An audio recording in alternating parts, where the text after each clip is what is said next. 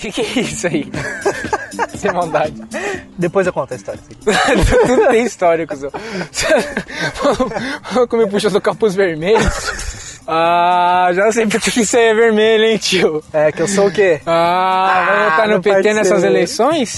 Meu parceiro, eu vou, viu? Eu vou fazer o quê? Então tá feito. Depois dessa maravilhosa cabeçote, mas não é zoeira não, ele tem um negócio vermelho mesmo. É, a cabeça do meu filho da puta.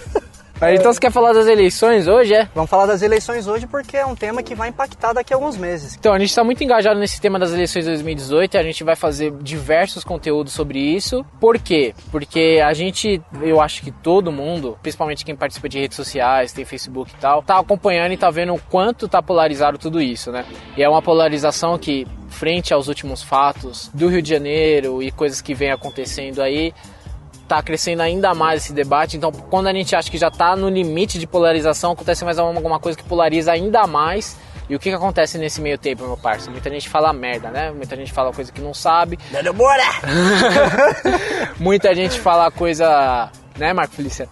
Muita gente fala coisa sem sentido algum, só pra ferir um outro lado e tal e tal. Então, a gente tá no meio de uma guerra, vamos colocar assim, entre aspas, bem gigantescas, que não tem às vezes as pessoas participam, mas não sabem nem de que lado, o que é cada lado. Exato. Então, nosso projeto, que vai vir aí, é uma série sobre os candidatos, todos os candidatos presidenciáveis. A gente vai fazer programas inteiros sobre todos os candidatos, todos os presidenciáveis, então desde Bolsonaro até Dr. Ray, enfim, todos que forem presidenciáveis a gente vai fazer um programa especial.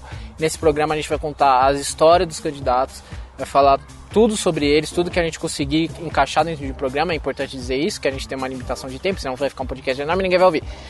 E a gente quer fazer um programa bem completo, mais ou menos como se fosse um dossiê. Bacana, né? Excelente. O Lula conhece bem isso aí, que na época dele tinha bastante. Excelente. Um dossiê sobre todos os candidatos para que as pessoas escutem uma opinião totalmente parcial, porque a gente vai se pautar para tentar ser o mais imparcial possível, lembrando que sempre que imparcialidade é uma coisa quase impossível para o ser humano, mas a gente vai tentar nesse programa ser o máximo imparcial possível, falando, ó, esse candidato é assim, assado, isso que ele falou é verdade, isso que ele falou é mentira, as propostas são essas e essas, e aí vai ficar a cargo de vocês decidirem qual vocês vão votar, mas a gente quer ter esse conteúdo porque ninguém faz, né? O máximo que a gente tem é um debate com 6 dos 20 e poucos candidatos que vão ter, a gente não sabe quantos vão ter ainda. Os principais, né? Os que tem mais destaque. E só aparecem aqueles que têm tempo de televisão e que têm índice para participar de debate. Né? E então a gente quer fazer esse negócio bem amplo para todo mundo ver todos os candidatos, ver todas as opções, porque 2018, meu caro amigo, é o ano da decisão. Ou vai ou já era. 2018 é o turning point, né, com a galera gosta de dizer. E só lembrando pra todo mundo que sempre com fontes, tá ok? A gente vai deixar nossas fontes disponíveis. Tá ok? As fontes vão estar lá no nosso site, tá ok? Inclusive, sim, agora a gente tem site, gente. Aê, finalmente, agora a gente tem um site. Ué, antes não tinha, não? Não, antes não tinha. A gente começou a gravar o podcast meio que na moda caralho. É mesmo? E agora a gente tem um site. Vocês vão poder conferir todas as fontes dessa série sobre os candidatos e vão poder conferir tudo que a gente vai estar falando, só reafirmando que a gente vai tentar ser o mais imparcial possível. A gente tem nossas preferências, mas não interessa a ninguém. Mais do que isso que você falou da indecisão, né, Gui? A gente quer fazer um serviço para a população de ir atrás das informações dos candidatos. Né? Sim. Isso é um ponto muito bacana. E eu sei que tem muita gente que não tem tempo, embora a gente acredite que esse lance de tempo é muito mais falta de interesse e falta de engajamento de ir atrás e saber mesmo, do que não ter tempo de fato. Mas a gente vai estar fazendo esse serviço, trazendo tudo mastigado para vocês. E vocês não vão ter mais desculpa para falar que não tem tempo, porque vai estar tudo aqui no podcast e vocês vão poder ouvir, tirar suas conclusões e fazer uma votação melhor nesse ano de 2018, porque tá precisando. Tá precisando. E hoje a gente vai fazer a prévia já dessa série que vai vir aí. Aí a gente não sabe quando, vamos deixar no ar. Você tem que acompanhar o feed pra saber, porque agora nós tem site, né, Mel? Exatamente. Agora... Inclusive, pra quem quiser saber, o site é www.podpah.com.br. Podpah é o nome do nosso programa, www.podpah.com.br. A gente ainda não tinha divulgado o nome do programa até agora. Podpah é o nome do nosso podcast. Por que Podpah? Porque é uma expressão que a gente usa bastante aqui em São Paulo. Nosso podcast fala sobre São Paulo, a gente tá sempre num lugar diferente. Faz todo sentido a gente usar uma expressão paulistana pra dar nome ao nosso podcast. Isso, e o pod é de podcast. Exatamente. Claro. Então esse www.podpah é PODPA. www.podpah.com.br. Lá você vai ver as postagens que a gente faz, pode assinar o nosso feed ou inclusive ouvir no próprio site. E hoje é um episódio especial, mais um episódio especial, porque a gente tá fazendo a série Parques. E onde nós tá hoje, Guizinho? Olha, a gente tá no meio do mato, né? Vamos ser sinceros. É parque, né, meu? O quê? Metrô no parque? Sincero, porque a quantidade de bichos que tem... Eu não sei quem inventou essa série Parques, mas a quantidade de bichos que a gente tem que lidar aqui é estrondosa. Hoje a gente tá num bairro que a gente gosta bastante, né? Verdade. Onde que tá? Nossa, sombra de vários insetos na sua cara, mas onde que tá vindo? Tem um... Aqui, ó. Aqui, ó. É vespeiro isso aí? Aqui em cima, aqui, ó. Aqui, ó. Ave Maria. Vixe. Eita, olha o tamanho da porpeta, meu. Famoso nhoque. Eita, faz todo sentido o seu famoso nhoque. Por quê? Por quê? Nhoque é italiano. É mesmo? Onde a gente tá hoje? A gente tá no Tatuapé, São Paulo. A gente tá no bairro do Tatuapé, São Paulo, Zona Leste. No Parque do Piqueri, que já foi propriedade da família Matarazzo, família italiana. Os famosos Matarazzo, né? Exatamente. O que em São Paulo nunca foi propriedade dos Matarazzo? Fica a questão. Não é verdade, hein? Ó, no Shopping Morumbi tem a Apple Store lá, acho que não é propriedade do Matarazzo. Eu acho que não. Mas os Matarazzo aí, fica até a dica pra quem quiser saber um pouco mais da cidade. Talvez, inclusive, renda um tema mais pra frente, um bagulho mais histórico. Sobre assim. os Matarazzo, sim, né? Com sim, certeza. Porque são figuras extremamente importantes pra formação de São Paulo. Eu acho que os Matarazzo e os Maluf são zoeira, mas enfim, são importantes, sim, várias figuras assim. Maluf é mais contemporâneo. Exato. Mas Maluf não é exato. Calma, caralho, eu tô falando da formação do que a gente conhece como São Paulo hoje. Os Matarazzo foram muito importantes, fica até a dica pra quem quiser pesquisar ou esperar o nosso programa sobre, se a gente fizer mesmo. Exato, uma curiosidade aqui sobre esse parque, né, que ele já foi propriedade da família Matarazzo e, além disso, né, aqui eles costumavam criar uns bichos meio estranhos, né? Que tipo de bichos? Boi, vaca? Tipo? É mais exótico ainda, bicho. Mais? É mais exótico. Aqui os caras criavam lhama, veado e búfalo. Lhama? Lhama. Em São Paulo? Exato. Olha aí, hein? E aqui também tinha uma fábrica de queijo que servia às indústrias Matarazzo. Pelo pouco que eu sei, eles começaram com algum negócio com porcos, vendendo banha de porco, um esquema assim. Fez muito sucesso na época. Quem faz banha pra fazer queijo é rapidinho, né? Rapidinho, né? É quase o mesmo processo. Até porque a banha do porco vai virar queijo alguma hora. Pode ser, eu não sei como é que é, mas tem gordura pra caralho, né? Queijo tem gordura pra caralho. E muito interessante, parque super legal, muito, muito espaçoso mesmo, e fica no Tatuapé. Eu, pelo menos, não sabia que esse parque ficava aqui. Estou descobrindo São Paulo junto com vocês. Juntos. E fica, a gente tá aqui num sábado, né? Já tá num horário razoável aí, tá super tranquilo aqui. Super tranquilo mesmo. Ótimo lugar pra você vir passear com a família ou fazer yoga, que nem nossas amigas ali. Nossas amigas nhoque. E enfim, né, só pra afirmar, só pra frisar, Podpah é o podcast itinerante de São Paulo. Então a gente sempre procura estar num lugar diferente de São Paulo, mostrando um pouco mais a nossa cidade, fazendo quem mora nela ter mais curiosidade de conhecer a própria cidade, ou quiçá fazer quem é de outros estados vir conhecer a nossa cidade, que é linda e rica em história. A gente não é separatista. Se você não é de São Paulo, você pode tranquilamente ouvir o podcast. É só a nossa temática, mas aqui a gente trata de diversos assuntos que servem para todo mundo. E essa série vai continuar, tá? A gente já gravou no Parque da Independência, muito interessante também. E estamos gravando este agora no Parque do Piqueri. E tem outros parques ainda que o Thiago tá separando aí, que a gente vai fazer essa série e tá sendo muito legal, inclusive. E como a gente trabalha no meio do áudio, fica meio difícil até para você saber como é que é o parque e tal. Só que agora a gente tem mídias também. Temos mídias. A gente tem nosso Instagram, onde a ideia é que a gente consiga fazer postagens sobre o parque para vocês terem esse visual também, né? Então, se quiser seguir a gente no Instagram, é o Podpah SP, tudo junto, tá? Então fica Podpasp. Repita. PODPASP. Exato. E os lugares que a gente vai gravando, a gente vai postar lá, então vocês conseguem ver e ouvir e ver lá também. Lembrando que tem uma parte dedicada no site chamada Fotos, que lá tem o nosso feed do Instagram, dá pra acompanhar lá. Por enquanto tá meio porquinho, mas vai melhorar. Vai melhorar. E a gente tem o YouTube também, pra quem gosta de ouvir o podcast no YouTube, pra quem não gosta de ficar mexendo nesses bagulho de feed e tal. Você pode ouvir no YouTube também, o programa tá inteiramente disponível lá. E lá também tem sempre umas filmagens dos lugares onde a gente tá, bem interessante também. O canal do YouTube, o link tá na descrição, mas se eu não me engano, deve ser Podpah Podcast. Podpah Podcast, procura lá no YouTube que vai aparecer, Podpah-podcast. Excelente. E a gente também tem o Twitter agora, tudo que a gente lança vai aparecer lá. Se você quiser seguir a gente, pode seguir lá, que é também o mesmo do Instagram, Podpah SP, PodPaSP. E todos os links estão aí na postagem do www.podpah.com.br. Exatamente. Agora vocês também podem falar com a gente. Vocês podem mandar mensagens. Pode. Pode mandar um e-mail, pode falar, enfim. Pode tudo, né? Afinal, pode tudo. Aqui pode pá, moleque. Aqui pode. Rapaz. Esse seria o slogan ideal. Pode tudo. Aqui pode não. Aí eu não vou dar meu cu, cara. Mas sim, agora vocês podem falar com a gente no podpah.com.br/contato. Lá vocês vão encontrar mais informações sobre como falar com a gente. É isso? Beleza? Vamos começar. Então tá, Gui, começamos aí 2018, já faz uns 3 meses. 3 meses já. Já estamos datando o programa, né? Mas a gente já tá no mês de 2018, daqui a pouco já é metade do ano, eleições estão chegando, eleições importantíssimas. Sim. E o cenário aqui político no Brasil não tá mais bonito, né? Eu pensava que você ia falar Senado. O Senado, menos ainda. Então, tá complicado, mas tá melhor do que tava, eu acho, pelo menos. A gente já fez um podcast sobre o retrospecto, né? O retrospectiva dos últimos Brasil. 4 anos. E lá a gente deixa mais ou menos o cenário que tava e o cenário que tá atual.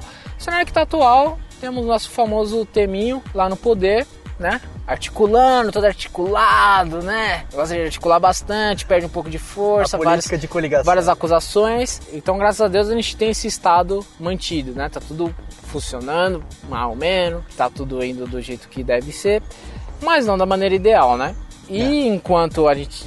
Isso é bom por causa de um motivo, porque seria muito ruim se a gente tivesse 2 processos complicados de troca de presidente novamente. Sim. Então não seria nada ideal para nenhuma república que isso acontecesse. Eu já era contra o primeiro impeachment, vou deixar aqui claro. Então foi golpe? Não, Não veio ao caso, tá enchendo seu saco. Mas assim, eu sempre sou contra qualquer tipo de impeachment pelo seguinte motivo. Primeiro que as pessoas têm direito de escolher aquilo que elas quiserem. E vamos analisar os fatos e não as teorias e não os pensamentos e reflexões que surgiram posterior a 2014. As pessoas escolheram a Dilma, escolheram o PT, escolheram o Temer também, diga-se de passagem. Hein? Sim. Porque se você vota e não vê quem é o vice, o problema é seu, né, meu parceiro? Exato, aí já não é mais problema nosso. O Temer foi eleito, ele não chegou lá, tá ok? Tá não ok? chegou assim.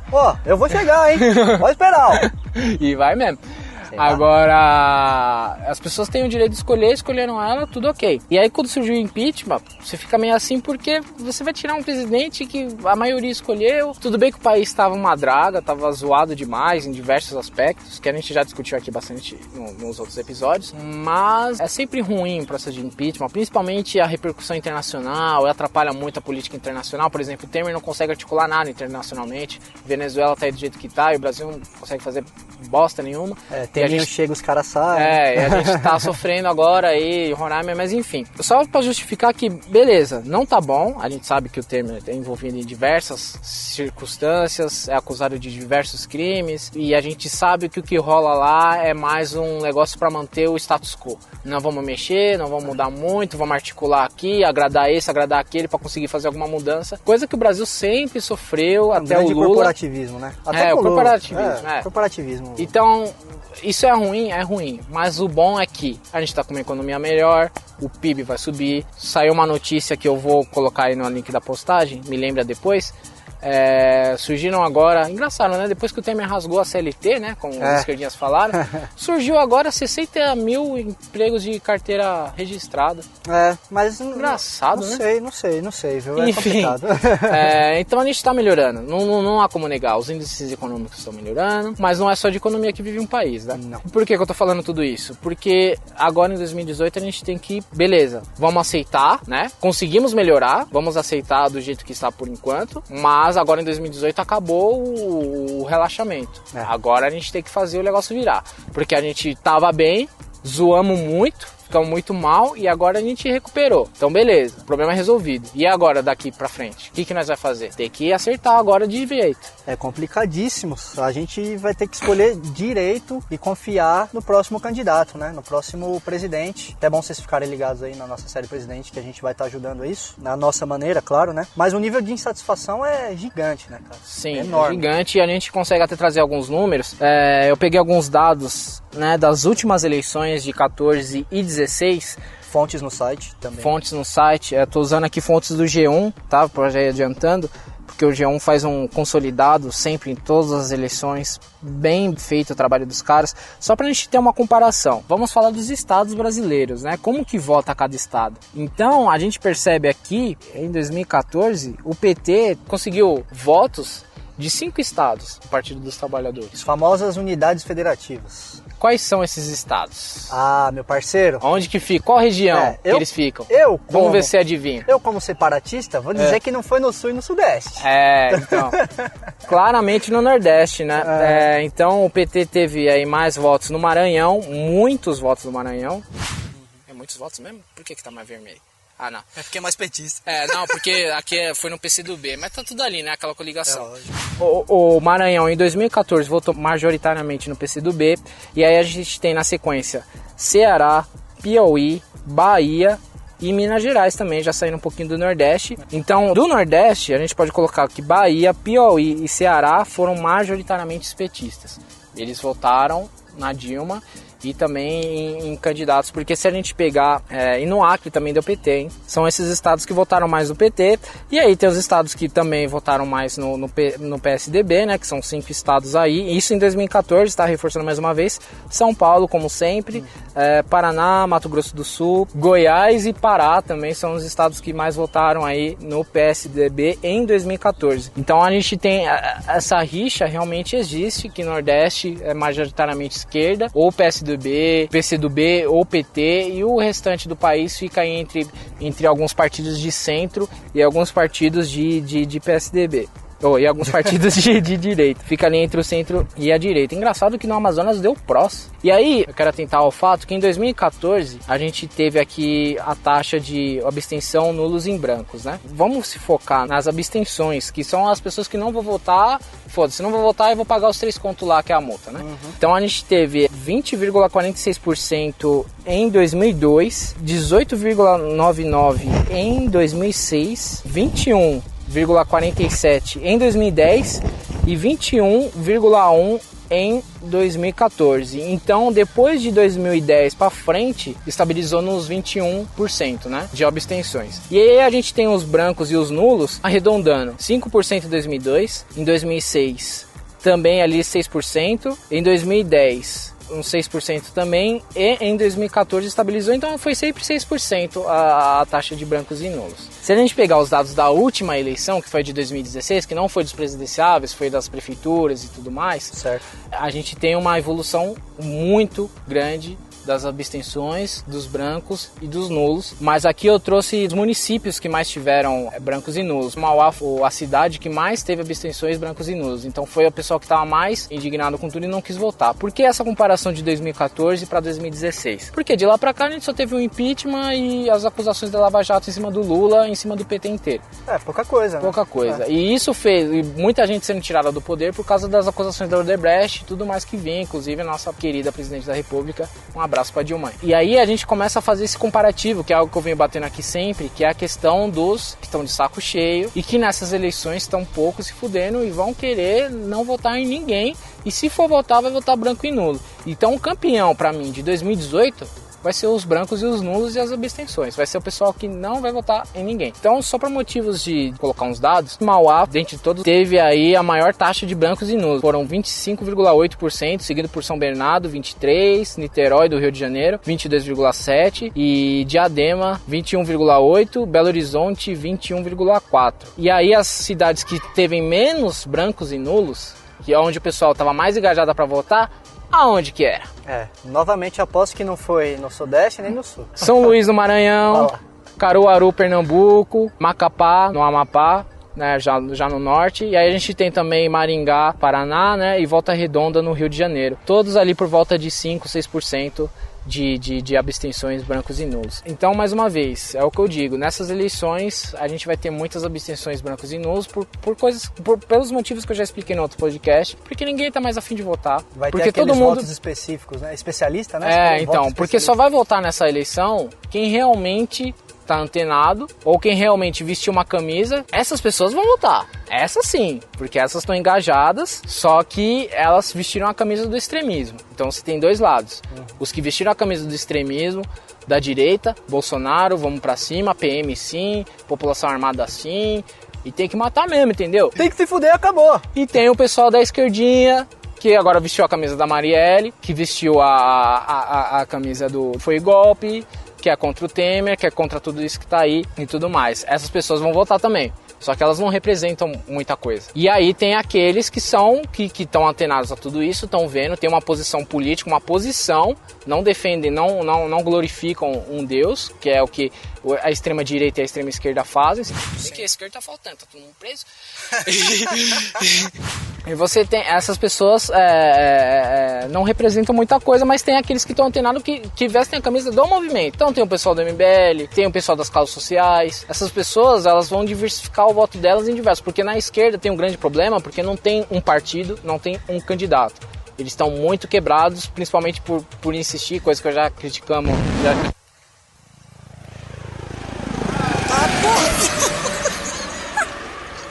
Cadê? Nossa, tiozinho. Ó, a série Parques acaba aqui hoje. Eu não sabia que o tubarão voava, cuzão. Nossa senhora. Mano. Nossa. Só deu uma voltinha. Só deu uma voltinha. Aqui, ó. 1, 2, 3. Mano, da hora foi que eu não percebi, porque eu não tô ouvindo nada. Só isso aqui eu vi. Nossa. Tá certo no microfone aqui ainda? Nossa, tá. Então vamos lá. Calma aí. A esquerda tem esse problema que ela tá insistindo no Lula ainda e não tem um candidato, um partido, um representante que junte todos os lados da esquerda, que junte o PCdoB, o PCO, o PSOL e todos os restantes partidos de esquerda num único candidato, numa única causa. Tá bem dividido. Já do lado da direita, não. A gente tem a direita, que é o nosso querido amigo Bolsa. Nosso amigo, tá patrocinando esse episódio. Depois ele vai dar uns recados aí. Vai. Nosso querido amigo Bolsa, que tá lá do lado da direita, só que, né, ele não representa porque assim, a direita normal não tem candidato, mas a extrema direita tem. Então, quem é de direita, mas quem não tá se sentindo representado pela extrema direita do Bolsonaro, vai ir tudo pro centro. E o centro também não tem um candidato fixo. Isso é uma coisa interessante, que talvez, justamente por essa polarização, quem está do lado da extrema-direita aqui e quem está do lado da esquerda não tem um representante, e os que ficam entre esses dois não querem para nenhum extremo e não tem um candidato representando, que geralmente esse povo da direita que não tem um candidato iria pro PSDB, mas ninguém vai querer o Alckmin, eu acredito. E o pessoal da esquerda meio que transita, quem não é de extrema, quem não é de coisa, então pode focar tudo no centro. Pode dar um candidato de centro também em 2018. Essa aqui, em cima dos dados, é o que eu tô levantando, mas também tô falando muito já. Você falou pra caralho, inclusive.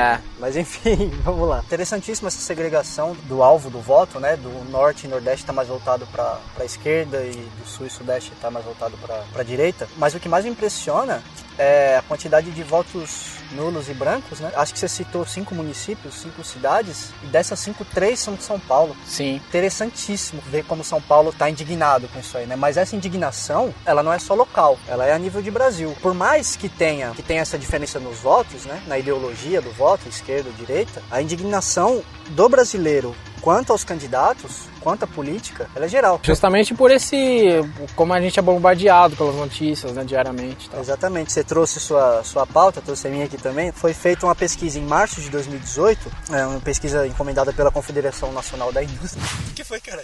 Lembrando do bicho. Foi feita uma pesquisa pelo Ibope, né, encomendada pela Confederação Nacional da Indústria, CNI. Indústria? Indústria. Direitista, né, meu? Direita? Indústria.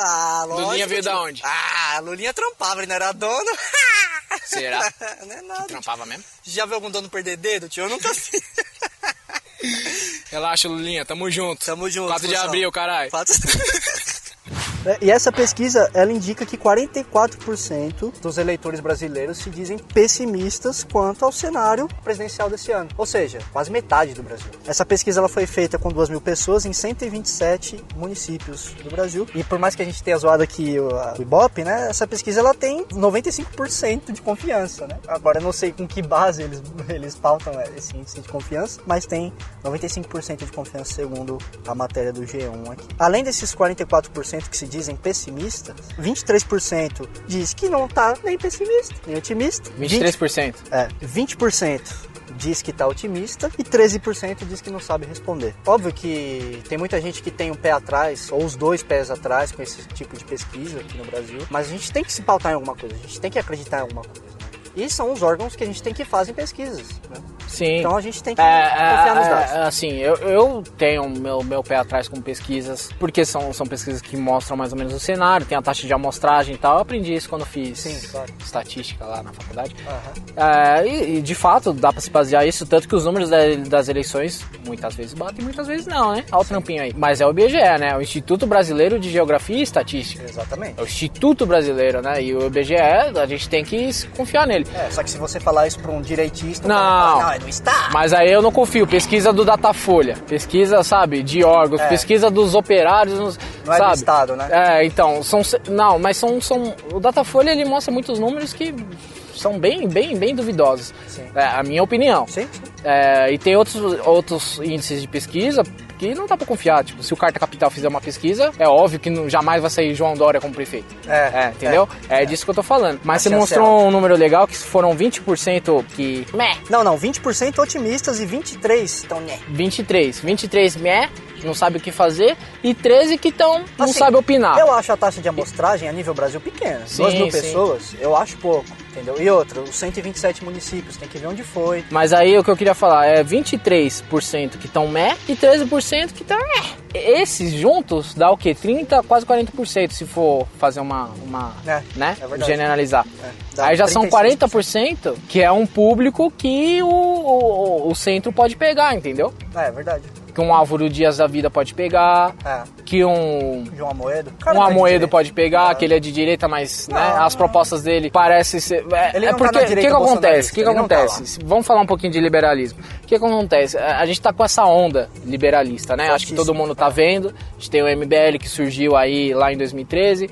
A gente tem o Amoedo e o Partido Novo, que são coisas bem interessantes, a gente vai discutir isso na série Candidatos. E o liberalismo, ele é bom, ele é interessante, ele é atraente, mas ele é complexo. Então, a gente sempre se baseia aqui, eu pelo menos, no povo acebolado. No povo que sai de manhã pra trabalhar. É a maioria, tem que se basear, né? Pega o busão lotado e tal, que é gente como a gente. Gente como a gente. Né? Que tá mais preocupado em como que ele vai pagar os boletos do que o cenário da política atual. E aí, pra você chegar nesse cara e falar, a gente vai vender a Petrobras. O cara já, opa! Então, mas é que tá, esse cara, esse cidadão médico, esse cidadão médio, o que ele sabe que a Petrobras faz pro Brasil? Ele não sabe de nada, então... Só que aí foi a doutrinação que o PT fez. Exato. Que a Petrobras é nossa, caralho. Porra, eu vou abastecer seu carro aqui R$5, cara? Exato, do que adianta ser nosso e ser mais caro que no Paraguai.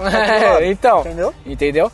Mas o liberalismo, ele é meio complexo. Ele é meio... Não, a gente vai tirar sim. Mas por que vocês vão tirar? Aí é o problema da direita, que eu bato e repito e vou continuar batendo, que a direita não sabe falar. E a esquerda sabe falar. E o problema é da esquerda conseguindo isso aí, entendeu?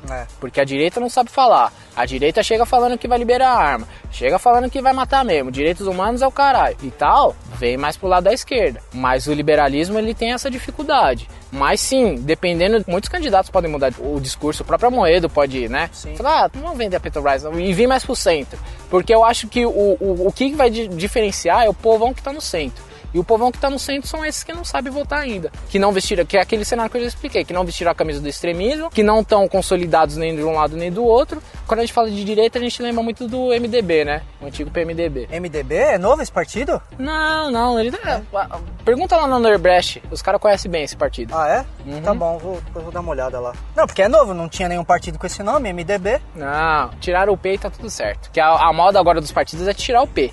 Né? Porque não precisa falar que é porque partido não é, né, tio? É qualquer coisa, mas partido não é. E aí nessa muvuca entra também Marina, que já é velha de guerra e teve bons números antigamente, né? É velha mesmo, hein? E teve o boom em cima da Marina, né? E esse boom, quando a Marina tava com todo mundo junto, ela não soube articular, não soube fazer propostas. Aí a Dilma começou a atacar, ela começou a atacar a Dilma. É porque você não sabe. E as propostas? Aí o povo saiu fora. Mas agora é diferente, então vamos ver. Desses que se disseram pessimistas, 30% apontaram a corrupção como o principal motivo desse pessimismo deles. De fato, né, cara? Independente da ideologia que as pessoas têm, tá foda. A gente vive num país que tá complicado. Pessoas são julgadas de maneira diferente, Olha lá. entendeu? Ah lá. O cara, a gente tem uma justiça... Ó a camisa do Bolsonaro. A gente tem uma justiça que você é julgado em primeira instância, é julgado em segunda, mas se decidir que você não vai ser condenado, você não é. Não é que eu sou contra a esquerda, eu sou contra o Lula, assim, declaradamente. Eu acho que o tempo dele passou, ele fez sim coisas boas. Inclusive até mudei minha opinião quanto a isso, eu achava que não tinha feito nada de bom, mas se não tivesse feito, o povo do Nordeste não estaria votando. Fez sim diferença pra eles. É muito fácil pra mim falar daqui onde eu tô, com a vida que eu vivo, que não fez porra nenhuma. Exato. Porque pra mim não fez nada mesmo, mas pros caras fizeram, mano, e ponto. Sempre analisar os dois lados do argumento. Exato. E, esse é um ponto que eu, como cidadão brasileiro, eu espero que de 2018 em diante isso melhore, entendeu? E essas táticas liberalistas, na minha opinião, elas são boas porque tira da mão do Estado a principal fonte de corrupção, que é dinheiro. Tirar da mão do Estado as principais fontes de corrupção, entendeu? Que é esse esquema de licitação. E eu sei que é difícil, se você colocar tudo isso na mão de empresa privada, você também vai continuar tendo a mesma coisa. Só que você tira a ganância do brasileiro de querer entrar pra política só pra ganhar dinheiro. Não só isso também, você tira o poder do Estado. Tira o poder Porque do se entra Estado. um cara, vamos colocar entre aspas bem gigantescas novamente, se você coloca um Bolsonaro ou coloca um Boludo, um Lula, Boludo é o Guilherme Boulos, que tá vindo pelo pessoal aí. Tá vindo, hein? Esses caras não têm tanto poder de colocar sua ideologia ali ou fazer mudanças muito agressivas, porque você deixando um Estado mais, não mínimo, mas mais leve, eles não têm tanto poder de articulação, entendeu? Por si só não mesmo. Exato. Mas isso que é complicado, porque hoje o brasileiro que quer entrar pra política, eu vou dizer de forma geral, eu sei que não são todos, mas a gente sabe que é sim a grande maioria. Ele quer entrar pra política pra fazer dinheiro, sabe? Quando você tem países como a Dinamarca, não venha me falar que não dá pra você comparar Brasil com países da Europa, com os Estados Unidos. O que eu tô comparando aqui é a ética do brasileiro, moral, porque isso aí independe de nação, independe de economia, independe de qualquer coisa. Então eu acho que o Brasil ele tem que começar a abrir mão de algumas coisas que são mais financeiras, o Estado brasileiro tem que abrir mão de coisas que são financeiras. Primeiro, porque é toda a população que paga, e não é todo mundo que quer pagar por tudo que o Estado faz. Sim. E segundo, por essa questão moral e ética de você querer entrar para um sistema político, querer entrar para a política, querer entrar para um partido só para ganhar dinheiro. Isso tem que mudar e em 2018 a gente tem que escolher a melhor opção. Eu sei que o cenário não é dos melhores, eu sei que a gente vê um pouquinho de ideias boas aqui, mais para a direita, vê muitas ideias boas também para a esquerda e vê uma saída econômica no liberalismo, só que não tem nenhum candidato que tenha todas essas qualidades para a gente ir lá e votar. E eu acho até bom, porque nenhuma mudança ela é imediata, ela é temporária, ela é gradativa. Então vai começar por aqui, entendeu? Na realidade começou em 2016 com o impeachment. O povo começou, achando certo ou não, começou a se envolver mais com política, cada um ao seu lado, cada um com a sua ideologia, mas começou a se envolver, a galera começou a sair, começou a se manifestar. E sim, eu acho que a partir desse ano, como cidadão, espero que eu não esteja viajando bastante na maionese, né? Porque tem gente que é desacreditada do Brasil, eu ainda não sou. Então eu acredito que esse ano vai começar uma melhora no sentido de qualidade dos candidatos. E você levantou um ponto interessante, que é dessas da manifestação, que a gente já falou bastante no episódio sobre os 4 anos, o segundo episódio, se eu não me engano. Os políticos têm medo do povo, né? Porque os políticos gostam de se manter lá. Certo ou errado, esse é o fato. Eles gostam de ficar lá. E a gente teve só as maiores manifestações em 2013, que a gente já destrinchou bastante no outro episódio. Só isso. E o que acontece? Agora, eles deixaram se criar, cuzão. Agora o povo sabe mostrar sua indignação, sabe tirar um presidente do poder, sim, porque foi o povo que tirou a Dilma do poder. Agora o cenário é diferente. Então não entra qualquer um lá e a imprensa tá em cima. Por que a imprensa tá em cima? Porque é interesse do povo. A imprensa nesse cenário político é só a reação do que o povo quer. O povo quer saber sim o que tá rolando lá no Temer, o que tá rolando lá no Senado, o que tá rolando lá na Câmara dos Deputados com o Rodrigo Maia. Que é o que sempre deveria ser, sim, desde o começo. Só que então, graças a Deus agora é. Demorou muito e agora é. É um fato que, como a gente tá muito polarizado, então a direita fala que é isso, a esquerda fala que é tudo golpista. Então, mas não, o fato é que isso é bom. E agora o cara que entrar, ele já entra segurando na mão aqui, né? Porque fala, pô, tem que tomar cuidado e tal, não é assim desse jeito. Não posso fazer qualquer coisa, senão o povo sai pra rua, tô lascado. Porque aí, se o povo sai pra rua, ele perde totalmente o apoio dos deputados, do Senado, que aí, no nosso sistema atual, que é onde a Dilma perdeu e onde todo mundo perde, que o Temer tá perdendo agora também. Outra coisa também, a gente tem que prestar muita atenção nos deputados que vão ser eleitos também. O deputado é uma parcela importantíssima. E os senadores, a mesma coisa. O cenário político que sim, quase ninguém sabe. Porque outro dado que eu não dei aqui, mas tá no link aí da postagem. Então você tem dado? Olha, rapaz, dependendo da proposta, olha, tô precisando de dinheiro. E aí o que acontece? A Dilma assumiu num parlamento totalmente diversificado. Então tinha vários partidos participando, então ela não conseguiu articular muito por causa disso aí, entendeu? Então agora, não que a gente tem que votar, vou votar no Bolsonaro, então vou votar só nos deputados para fazer a base dele. Não, a gente tem que votar nos deputados que vão representar, porque como você falou, você não vê ninguém acumulando todas as ideias e propostas que a gente precisa. Mas, por exemplo, eu tenho uma ideia que, por exemplo, eu acho que os Correios têm que ser privatizados e abrir o mercado. Eu acho que tem que abrir o mercado de logística o quanto antes e vender os Correios, porque senão não vai dar certo. E nem vem você falar que tem transportadora, porque é um outro modelo de negócio. Exato. Okay? Eu quero vender minhas coisas do Mercado Livre e escolher qual empresa eu vou trabalhar para entregar. Exato. Entendeu? Se eu vou escolher FedEx, se eu vou escolher Correios, eu quero ter essa liberdade. Até porque uma sociedade anarcocapitalista existiriam vários Correios competindo entre si para ver quem que era o pior. Exato. Quem fica mais tempo em Curitiba. Então, quando eu compro um negócio da China, eu quero escolher a empresa que vai entregar e quero ter essa facilidade. Pô, quantas startups estão aí trabalhando no mercado financeiro que é super aberto? Quem aqui é contra o Nubank? Eu acho que ninguém. Não, o Nubank tá tendo vários problemas. Sim, não, mas o usuário. Usuário não. Então, por que a gente não tem a mesma situação nos transportes? Aí, tudo bem, eu vejo em todos os candidatos, eu não vejo essa proposta em ninguém. Mas eu vou lá e voto em um deputado, ou um grupo de deputados, ou um partido dos deputados, eu posso votar na legenda também, que defende essa ideia. Então eu vou votando nos deputados de acordo com as ideias que eu sei que não estão presentes naquele candidato como presidente. Eu acho que é uma maneira interessante de votar. E é para isso que servem os deputados e os senadores também. É interessante, só que infelizmente a gente tem várias legendas, né, principalmente de 2 anos para cá, que são novas e que não tem muita representatividade dentro do Senado, né? Por mais que eles tenham boas ideias, infelizmente a votação é geral e tem que ser votado por todos. E sim, é uma democracia. É uma democracia, certo? Só que eu acho que algumas coisas tem que mudar aqui no Brasil, né? Eu acho que a urna é uma questão. Eu acho que sim, eu tenho que comprovar em quem eu votei. Eu sei que isso pode acarretar vários problemas. E aí tem que ser pensado em como isso pode ser feito sem gerar nenhum problema. Mas eu acho sim importante eu votar, até para a própria população reunir os votos e falar, olha, não, de acordo com a gente aqui, ó, a votação deu diferente. Entendeu? Eu acho isso importantíssimo. Eu acho importante a gente como cidadão ter como averiguar. É aquele tal do fact-check, né? Da gente poder averiguar o que foi verdade, o que foi mentira, quais foram os dados certos, quais foram os dados errados. Eu acho isso importantíssimo. Acho que esse esquema de tempo, de TV, tem que mudar, porque é baseado no número de representantes que você tem. E, eu acho o seguinte, dá o mesmo tempo para todo mundo. Diminui o tempo geral e dá o mesmo tempo para todo mundo. Então são essas pequenas mudanças que vão fazer novos partidos, novas ideias surgirem. Porque às vezes você tem pessoas que pensam, beleza, vou montar o meu partido. Aí você vai ver, é caro pra caralho, pra começar. Caríssimo. Segundo, você vai ver que você precisa de representatividade pra ter tempo de TV. Velho, é difícil. E, bom, a gente vai ter várias mudanças nas eleições de 2018. Dentre elas, o voto, que em alguns locais vão ser impressos, né? Sobre as urnas, esse ano foi aprovado, né? Bolsonaro bateu muito nessa tecla e tal, a gente vai ter o voto impresso. Vamos continuar votando na urna, só que vai conseguir imprimir o comprometido voto. Interessante. E eu acho assim, cara, quando todo mundo tá fazendo de um jeito e você tá fazendo de outro, e aí tem muitas críticas do jeito que você tá fazendo, e você vê todo mundo fazendo certo, só você que quer continuar fazendo diferente, por que não fazer igual só pra acabar com a discussão?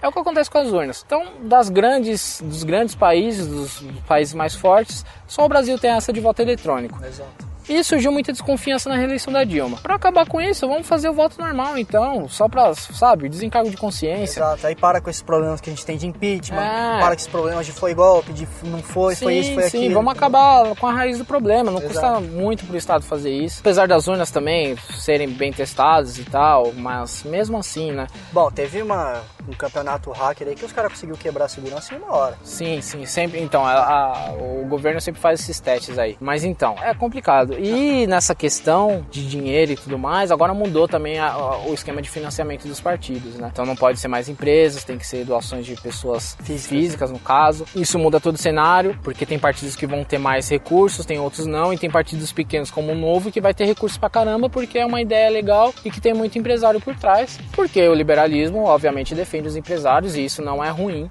né? Eu acho que o empresário não deixa de ser um cidadão brasileiro e tem que defender seus interesses, e isso é interessante. Se eu tenho condições e tenho dinheiro, por que não financiar uma ideia que eu acho que é interessante? Não tem problema nenhum nisso. Agora, das empresas, realmente tem um problema, porque né, os partidos que foram financiados o Paulo Pedro Kuczynski do Peru, acabou de ser derrubado. por causa do Odebrecht. Exato. Então... Ela consegue destruir vários países, né? Não, a América do Sul inteira, né? Felipe Figueiredo brinca que chama a América do Sul de Odebrechtistão. Odebrechtistão. Então, pra gente acabar com isso, realmente foi uma mudança interessante. Se vai ser tão efetivo ou não, não sei, porque em vez da empresa fazer a doação, vai o dono da empresa fazer, o cidadão brasileiro ou não fazer essa doação, entendeu? Já fica uma coisa mais clara. Prejudica muito alguns partidos pequenos, mas são aqueles partidos que, né, não sei. Então são essas as mudanças que a gente vai ter, e agora a gente também vai ter cadastramento biométrico. Aqui fica só o aviso, não tenho muita opinião para dar sobre isso. É uma questão de segurança, para mim desnecessária, mas em algumas cidades do Brasil é obrigatório o cadastramento biométrico, então fique atento aí. Talvez, se possível, eu vou colocar um link no post para auxiliar aí quem ainda não fez para fazer. Eu já fiz a minha. Meu dedinho tá cadastrado lá. Eu não fiz. Não sei se eu vou usar, porque eu acho que em São Paulo não é obrigatório. Aí quem tá as treta. Porque, tipo, em lugar é obrigatório, você tem que fazer. Em lugar não é obrigatório, mas você pode fazer. Então, mas eu acho isso bom. É aquela tal da velha liberdade para cada federação. Mas e o povo acebolado com as mãozão desse tamanho sem digital? Que trabalha na enxada todo dia? Por isso que eu acho bom você ter essa não obrigação. Aí, enfim, vai ter isso. Então fique atento para você não ter problema na hora de votar, porque seu voto é muito importante. Não deixem de votar. Então vamos agora falar sobre as nossas opiniões sobre as mudanças que o Brasil de fato precisa. Então vamos tirar a esquerda, deixar a esquerda de lado, tirar a direita, deixar de lado. Vamos agora falar sobre as mudanças necessárias para o Brasil. Porque vai ter muitos candidatos que vão chegar aí falando: não, eu sou contra tudo isso que tá aí. Eu sou diferente, sou contra tudo isso que tá aí. Eu vou investir em segurança, educação e saúde. Meu, olha aí. É muito vago falar isso. Então, quais são, na nossa opinião agora, tá? É importante ressaltar isso, na nossa opinião. Essa é a nossa opinião. As mudanças que de fato o Brasil precisa. Bom, eu acho que a gente precisa resolver o campo econômico, né? Tá encaminhado, a gente conseguiu estabilizar, mas tem ainda mudanças muito necessárias pra gente não ficar na mesma. É triste ver quantos outros países cresceram, principalmente no mercado tecnológico, e a gente continua com a mesma coisa. Exatamente. Com as commodities e com o mercado de serviços, que é sempre o que mais cresce. Então, quando a gente fala de geração de emprego, a gente está falando do crescimento de emprego, que nem eu dei o dado aí de 60 mil vagas de emprego com carteira assinada criadas aí nesse primeiro trimestre. Mas quais são as qualidades desses empregos, né? São lojas, shoppings, empregos de base, e são coisas que são mercados crescentes no Brasil, mas que a gente não exporta, né? A gente não consegue vender isso. Então a gente tem um crescimento de serviços de limpeza, por exemplo, de terceirização. Mas como é que eu exporto isso? Eu não vou exportar um auxiliar de limpeza para os Estados Unidos, não faz o menor sentido. Então a gente tem que começar a ver isso, porque a gente precisa se modernizar o que a gente vende e a nossa indústria. A gente tem um grande potencial tecnológico aqui. Várias pessoas estão se formando no ramo de tecnologia, de TI. Aqui tem 2. E as empresas vêm para cá para usar essa massa, mas está na hora da gente começar a fazer ideias como o Nubank, como outras startups brasileiras que tem várias. Como a Amazon, né? O modo que a Amazon trabalha. Sim. Não, e a gente tem potencial de ter essas empresas aqui. Tem várias startups se fudendo aí para conseguir. Exato. E tá na hora da gente favorecer isso para esse mercado crescer. Exato. Esse mercado das startups tech. Tá na hora de crescer. Então tem várias coisas que inclusive vai virar um tema mais pra frente. Tá lá. Acho que vai virar, acho que vai virar mesmo. E tá na hora da gente fazer isso. E o Estado precisa investir nisso, especificamente nisso, porque senão a gente vai ficar muito pra trás, vai ficar dependendo da do nosso agronegócio, como sempre, né, que leva o Brasil nas costas. E a gente tem que favorecer também os caras que estão levando o nosso país nas costas. Então o agronegócio, que sofre muito aí com diversas questões ambientais e tudo mais. Cara, pequeno empreendedor, cara, tem uma parcela gigantesca na economia do país. Tá na hora de chegar. Eu acho que isso já é uma visão que muitos candidatos já têm, mas tá na hora de trabalhar bastante isso. Sim. Que é favorecer o pequeno negócio. Exato. Não só favorecer para ele continuar pequeno, mas para que ele possa se desenvolver, né? Principalmente para que ele possa se desenvolver. Sim. E se tornar exemplo para outras pessoas que tenham vontade também. Não precisa taxar, eu acho, um pequeno negócio durante 2 ou 3 anos. Eu acho que não vai fazer diferença para os cofres públicos isentar. Não, e quanto a isso até não tem. Tem o MEI, né? Iniciativa junto com o Sebrae e tal, que se você ganhar até 60 mil por ano, você tá isento de taxa. Então, mas é muito complexo. Não tem que ser iniciativas, tem que ser o governo. Então, mas aí que tá. Eu acho que tem que ser o governo na hora de criar a lei e aí depois o governo sai fora. Sim. Eu acho que é isso que tem que ser. Eu acho porque se você começa a colocar muito governo para meter a mão nesse tipo de assunto, acaba acontecendo o que é hoje. Muita burocracia para fazer qualquer coisa. Sim.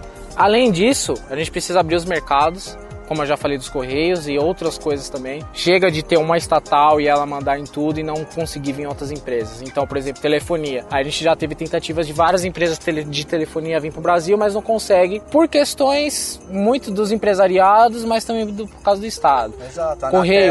Correios, por exemplo, agências reguladoras, a gente tem que diminuir isso. Então a gente precisa, sim, de uma boa dose de liberalismo. Não é aquele liberalismo anarquista, voraz, mas a gente precisa ter muita gordurinha para enxugar, que o Temer já deu uma ajudinha, mas a gente precisa de mais ainda, né? A galera fala muito mal dele, mas economicamente, né? Isso. Tirando alguns pactos, foi pacto mesmo com a China, o resto eu sou a favor da maioria. Tudo isso entre emprego, né? Porque o Estado não faz emprego. Não, pelo contrário, ele pode facilitar ou dificultar a criação de novos empregos. Sim. Se ele facilitar ou dificultar a criação de novas empresas. Exato, e a gente tem que fazer, tem espaço para trabalhar, tem gente para trabalhar e tem um território imenso para todo mundo explorar e se dar bem. Aí a gente tem a questão da segurança, que é algo muito complexo. Eu não sei o que pode ser feito na questão de segurança, porque já foram tentadas várias coisas, muitas pessoas já tentaram. Eu não sei o que de fato pode ser feito que fuja muito do que está sendo feito no Rio. Porque o que acontece? Não vamos mentir, a gente tem as facções criminosas em São Paulo, Rio de Janeiro principalmente, e no Nordeste também. Se eu vou lá com força, que nem o Bolsonaro quer vir, pra cima, eu crio uma guerra civil contra o tráfico no meio da cidade, que é o que tá acontecendo no Rio de Janeiro. Isso afeta a população inteira, vide aí o caso da Marielle. Então é complexo. Tem que ir pra cima? Tem que ir pra cima. Mas tem que pensar a melhor forma de fazer isso para não gerar essa guerra. E da saúde, eu acho que entra mais essa questão também do liberalismo, sabe? Por exemplo, saiu uma matéria aí, eu não vou conseguir link nem nada, mas eu vi no jornal esses dias. Estão surgindo empresas aí que oferecem exames mais baratos. Tem agora o tal do Doutor Consulta. Minha mãe, inclusive, fez. Sim, só que aí já surgiu uma regulamentação, apoiada aí pelo sindicato, que nós temos sindicatos para tudo aqui. Sindicato das assistências médicas e enfim. Que esses caras não podem mais fazer propaganda. Então, isso que é foda. Eu compartilho das mesmas soluções que você. Tem que mudar sim esse esquema de burocratizar novos serviços, novas empresas, novos empreendimentos, tem que tirar isso aí. Na questão da segurança, cara, assim, a única solução possível e viável que não seja essa intervenção federal que tá tendo no Rio, na minha opinião, é fazer valer a lei e fazer o policial poder trabalhar direito. Se não for isso, é intervenção federal, sim. Se você não der poder pro policial de atirar quando tiver um perigo iminente, se você não der poder pro policial de se defender... Mano, hoje o policial ele tem que se defender do trampo que ele faz, mano. Sabe, eu sei que tem, sim, casos de policiais corruptos, de policiais filhos da puta, tem e sempre vai ter, não adianta ONU, não adianta direitos humanos, vir falar nada, sempre vai ter, mano. Humanos são imprevisíveis, sempre vai ter esse tipo de coisa. Só que os caras, eles são contratados para fazer um serviço que eles não podem fazer, porque se eles fizerem, eles vão presos, eles são processados, e esse é o problema, na questão da segurança. Então, na minha opinião, tem que fazer valer o trabalho da polícia, tem que sim fiscalizar para ver se o trabalho deles está sendo bem feito, se está sendo justo e honesto, se está sendo coerente dentro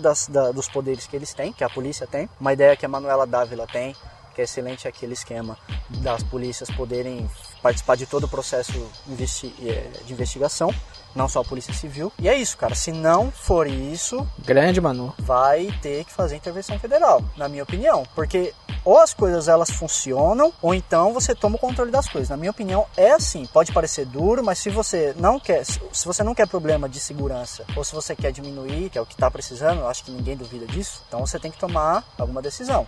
Seja por lei, ou seja por força.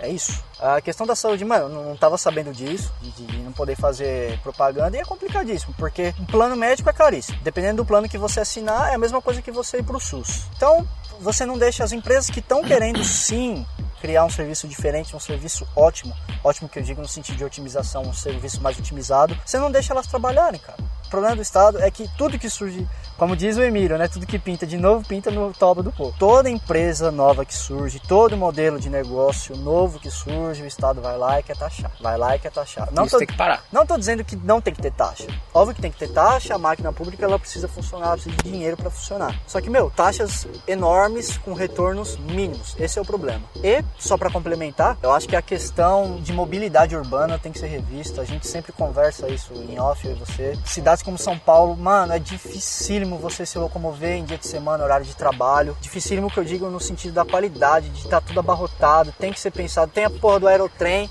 Cadê? Exatamente, entendeu? Expansão, tem que ter expansão sim, de metrô, de trem. O trem tem que funcionar melhor, aquela porra é lenta que só o diabo, entendeu? Ônibus também, isso é um problema. Tem a máfia gigantesca dos ônibus, né? E porra, deixa os caras de mobilidade, de transporte pessoal trabalhar, deixa o Uber, deixa o 99, deixa essa porra toda. É mais uma alternativa que quem tem dinheiro para pagar vai escolher. Obviamente vai diminuir o dia a dia do cidadão que não tem condições e precisa de transporte público para se locomover da casa do trabalho, seja lá para onde for, e vai melhorar a vida de todo mundo. Porque quem tem condições para pagar um transporte melhor, mais cômodo, mais confortável, vai pagar, e quem não tem vai ser beneficiado, que vai ter um desafogamento do trem, do metrô e dos ônibus, de maneira geral. Outras coisas também que eu acho é a gente dar aquela enxugada em privilégios, que já está sendo feito, tá dando muito buchicho, mas se jogar pro povo, o povo vai para cima.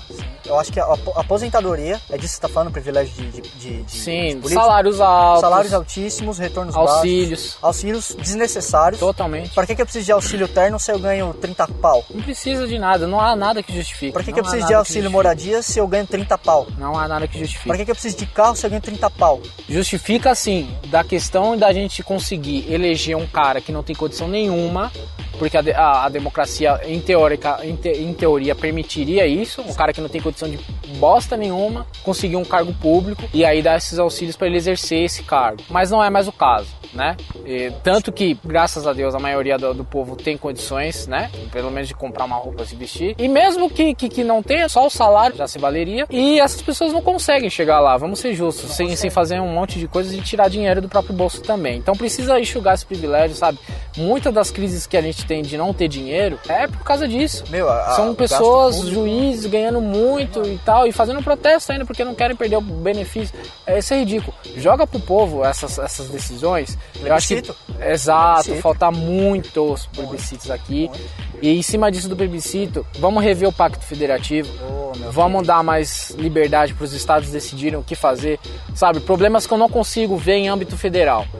Legalização da maconha. Certo. Legalização do aborto. Não consigo ver isso em âmbito federal. Por quê? Maconha, se eu liberar aqui, beleza. Mas se eu liberar lá, aí já é outro caso. Então joga pros estados, fala, vocês decidem aí o que vocês querem fazer. Aí vai de cada governador, fazer um plebiscito ou não, ver se tem viabilidade ou não, sabe?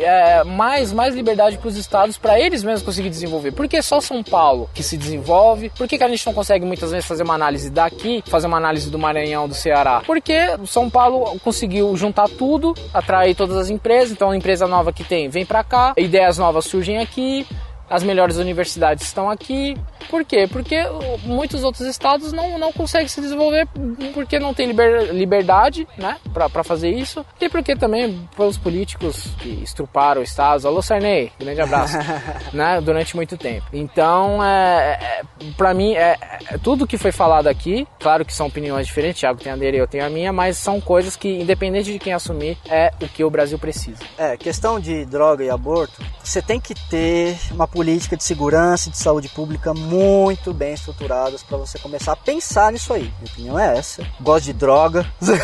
O problema também, sabe, muito feio do Brasil, a educação, que tem que começar a ter muito investimento, principalmente em tecnologia. Tecnologia é algo que está pautando vários países no mundo e o Brasil está ficando de fora. O país que nos colonizou é um país muito tecnológico. Portugal é um país riquíssimo em tecnologia.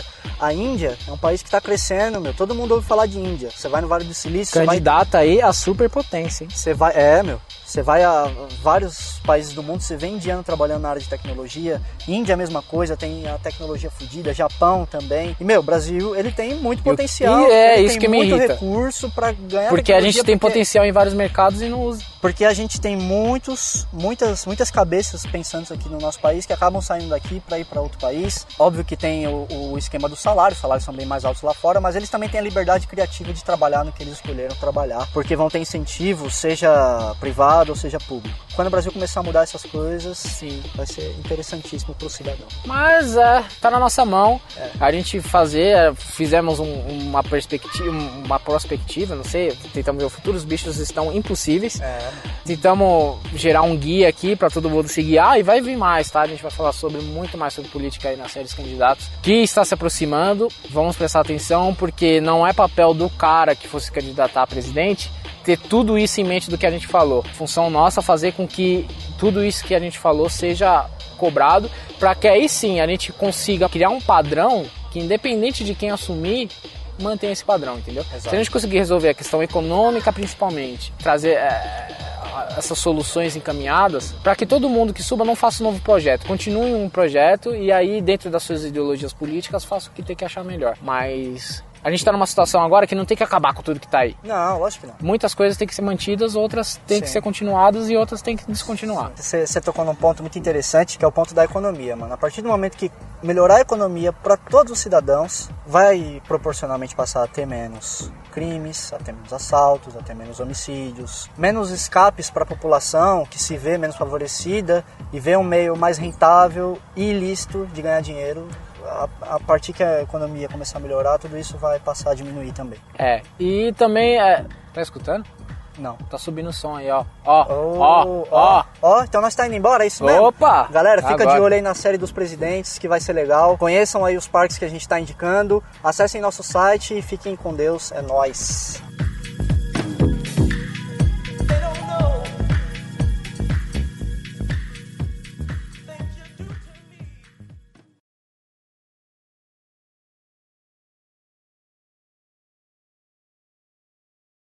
Você não era ateu, é? Não, faz tempo. Eu falei pra você que eu não sou ateu, mas... então tá bom. Agora eu não sou ateu, eu sou aceu. Sou aceu Valência.